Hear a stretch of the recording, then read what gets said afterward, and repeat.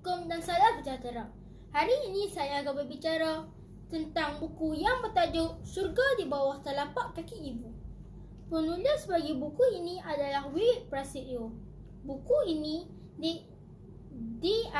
dialih bahasa oleh Puan Wahidah Idris dan buku ini disemak oleh panel editor Al-Hidayah. Cetakan buku ini adalah pada tahun 2015. Buku ini mengandungi 98 muka surat.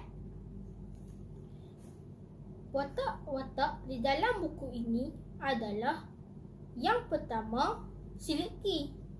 Yang kedua, Makcik Siti. Yang ketiga, Ibu Sidiki. Dan yang akhir sekali adalah Abang Sidiki. Jom kita mengenali watak-watak dalam cerita ini. Yang pertama, Sidiki. Sidiki adalah seorang yang suka bertanya itu dan ini kepada ibunya. Dan dia juga suka menyakat ibu dan suka menyakat Makcik Siti. Makcik Siti pula adalah pengasuh Sidiki. Dia adalah seorang yang baik dan dia selalu menasihati Sidiki supaya buat benda yang baik. Yang ketiga, Ibu Sidiki. Ibu Sidiki adalah seorang ibu yang baik. Dia selalu mengajar Sidiki benda yang baik seperti berdoa, memaafkan orang yang berbuat salah kepadanya, bersolat, berpuasa dan lain-lain, kecuali benda yang tidak elok. Yang ketiga, Abang Sidiki. Abang Sidiki sangat sayang kepadanya. Dia akan tegur apabila dia tidak membuat benda yang tidak baik. Abang Sidiki akan menolong Sidiki apabila adiknya dalam kesusahan. Hari Sidiki pingsan kerana terlanggar pokok. Abangnya menangis tidak henti kerana takut apa-apa benda yang tidak elok kepada Sidiki. Cerita ini mengisahkan tentang Sidiki yang bercakap kasar dan meninggikan suara terhadap ibunya.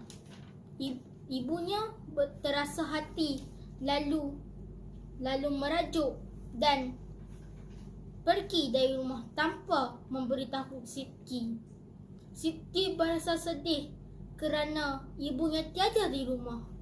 Lalu menangis sambil memberitahu Makcik Siti tentang hal itu. Sebenarnya kan kawan-kawan, Makcik Siti telah tahu tentang perkara itu, tetapi saja nak bagi pengajaran kepada Sidiki.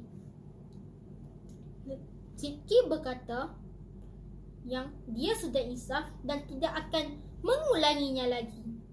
Lalu Makcik Siti menghubungi Ibu Sidiki dan berkata Sidiki sudah insaf akan perbuatannya dan tidak akan mengulanginya lagi.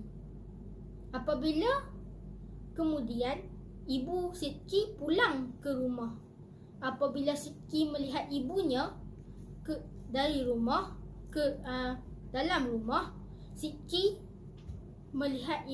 apabila Sidiki melihat ibunya di rumah, Sidiki terus memeluk dan sambil menangis dan berkata, "Ibu, Sidiki meminta maaf dan Sidiki tidak akan mengulanginya lagi."